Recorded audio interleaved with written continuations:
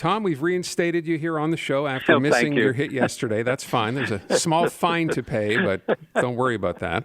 Okay, great, guys. Thank you. Bottle of wine.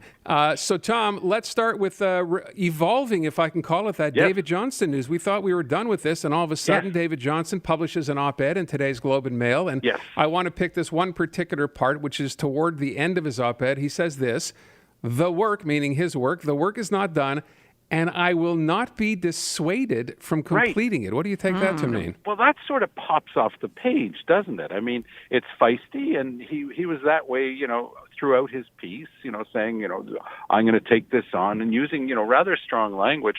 But that particular bit got me scratching my head. I'm sort of going, okay, most of this op-ed piece is a rehashing of what he said earlier in the week, but he's been roundly beaten up in the media across Canada. I mean, I've never seen anything go over so badly. That was supposed to have been planned. Trudeau was thrilled because he got what he wanted, no commission of inquiry, but at the same time, David Johnston's been paying a terribly heavy price. So I went to something called the order paper and the notice paper. This is a public document of the House of Commons where they show what's coming up. And one of the things that opposition parties get to do is what's called an opposition day motion. So what's that? Well, you get to present a motion in the House of Commons and debate it, and then it'll be voted on. So this one, it's actually two versions of the same one that the NDP put out last night for discussion on Monday and a vote on Tuesday, goes something like this. It's got two parts. And the first part is there's no excuse not to have a commission of inquiry.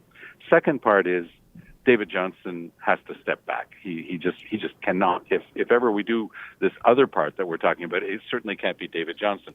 So this is a really strong stance by the NDP. They're really digging in their heels. And, a lot of people have been saying, they've been a tag team with the Liberals and so forth. But here, Jagmeet Singh and their team are saying, no, watch us go. Now, the really interesting part, Aaron and Natasha, will be the following. If ever, I do know Trudeau quite well, and he has a very strong tendency to double down, just go all in. And he could easily decide, you want to play that game? Okay. If you vote in favor of this, I am declaring this what we call a confidence motion. So all of a sudden, they would be if everybody votes, because I'm convinced that the Bloc will vote with the NDP on this. I'm absolutely convinced that the Conservatives are going to vote with them on this. So it almost goes straight back to the NDP because they're going to be calling their bluff. If the NDP presents this, they obviously have to vote for it. But if Trudeau says that it's a confidence motion, guess what happens? We've got a federal election coming up. All over David Johnston. All because of, if you will, David Johnston. Yes. Yeah. Well, that's well said, because, that's exactly where we are right now. When you read this, okay, he says, no holds barred, and I'm going to go after this, and blah, blah, blah, blah, blah. But he's basically trying to rehash what he said. The basic flaw in everything that he did, people have looked at everything from the legal counsel that he had with him to what he said and didn't say. But the major flaw in everything that he put forward is that he's trying to convince people that he's seen everything and there's no way to prove that. Right. And if we had seen what he had seen, we would agree with him. Exactly. That was the quote we parsed from Trudeau the other day. Trudeau saying, I don't understand what's going on here. I'm offering the party leaders to see all of the documents we gave to David Johnston. But was any of this given under oath? Did anybody swear that this is all the information that exists? I read one reference in an article in the Toronto Star, because the Toronto Star is slavishly pro-Liberal. They said, well, they got a certificate from the Privy Council office saying this is what we have. You know what the Privy Council office is? That's Justin Trudeau's own ministry. Now, the key thing that Johnston said in his report was, look, none of the ministers, and certainly not the Prime Minister, ever failed to act on any information. But none of them have given evidence under oath. None of them have been cross-examined. This is completely 100% self-serving stuff from Trudeau and the people around him. And for whatever reason, because I really do think he's had a sterling career, David Johnston has swallowed this hook, line, and sinker. And I think it's a sad way to be ending a career. I agree. When he put out that op-ed, as you correctly said, that op-ed was only put out this afternoon and went online around 1 or 2 in the afternoon. Well, for him to have said that line in there, okay, like, I won't be dissuaded, he's basically throwing down the gauntlet saying, I don't care if the House of Commons says I can't do this, I'm going to do this. Well, guess what? he doesn't have any independent existence in this.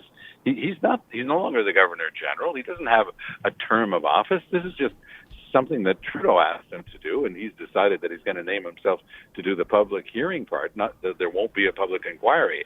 But if the House of Commons unanimously, except for the Liberals, of course, but every other MP in the House of Commons says this guy should step back and he refuses to, then we're heading into a gong show. I mean, it's not even going to be funny. But where are we heading if that was to happen? I mean, could Trudeau save some face by simply saying, okay, you know what, I get it. The opposition is all against this. The NDP, who are, with the Liberals, are against this. Just go ahead and name somebody else. Is that not a way to save some face here?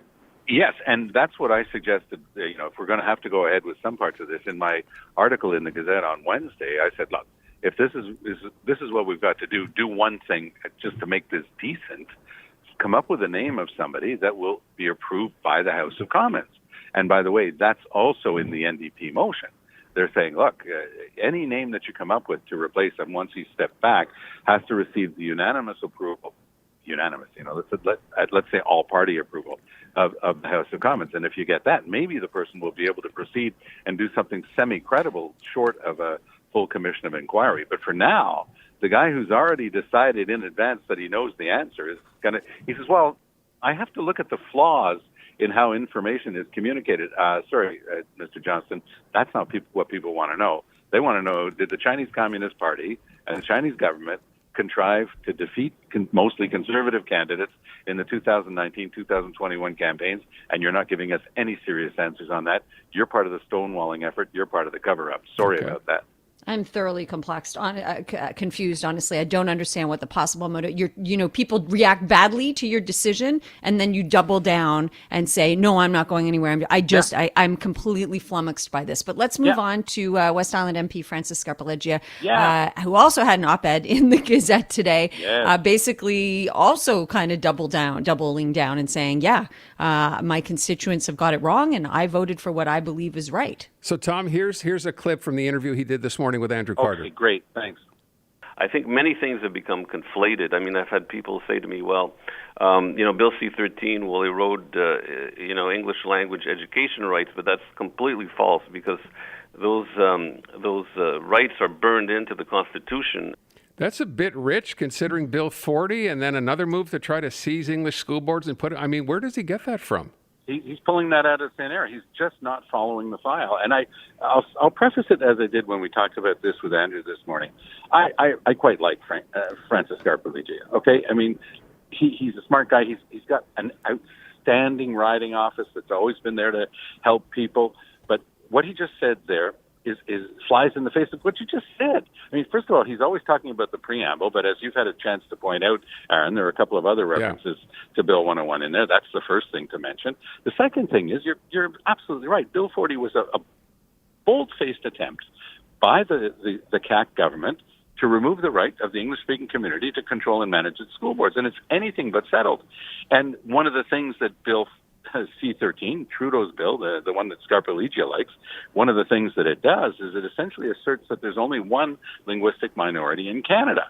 And that, of course, could play havoc with the eventual court interpretation of Section 23 of the Charter. I happen to have been part of one of the people consulted on the drafting of 23. I was in the legal department at the Conseil de la Langue Française. A guy named Gérard Bertrand was visiting me and my colleague Michel Sparer on the drafting of 23. And he had originally in his drafting, they were talking about schools of the linguistic minority. And my friend Sparer prevailed upon him and said, make the wording larger. Les établissements, it's the institutions of the community. So that would include school boards by interpretation. That's why the English in Quebec and the French outside Quebec have often been in lockstep in the big legal cases that went up to the Supreme Court. One of the first ones we got involved in, we hired a professor from the University of Ottawa named Joseph Elliott Magnet. He pleaded the right of the French in Ontario to have control and management of their school boards. That was the ACFO case, and then there was the Maillet case from Western Canada that confirmed a right to control and manage school boards for the linguistic minorities. That's on the table right now. That's in danger right now because Legault's attacking it, and Legault's going at it through the basement window. He's trying to go through the attic. He's, as you correctly say, he's got another bill trying to remove the right to control and manage. And this does not go in the right direction. of affirming the equality of those language rights. It breaks the symmetry, and it breaks the ability of the English-speaking community to plead, as it did right up until the adoption of C-13. So on that, I have no fear whatsoever in saying that Francis is just wrong.